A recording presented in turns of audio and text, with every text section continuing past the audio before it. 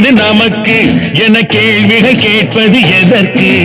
நீ என்ன செய்தாய் அதற்கு என நினைத்தால் நன்மை உனக்கு. நான் ஏன் பிறந்தேன், நாட்டுக்கு நலம் என்ன புரிந்தேன் என்று நாளும் பொழுதும் வாழும் வரையில் நினைத்திடு என் தோழா. நினைத்து செயல்படு என் தோழா, உடனே செயல்படு என் தோழா.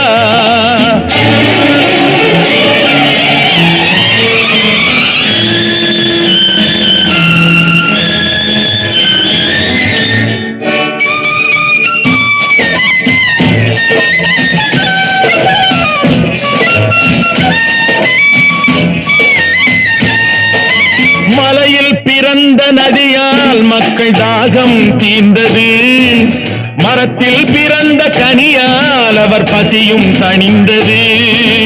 மலையில்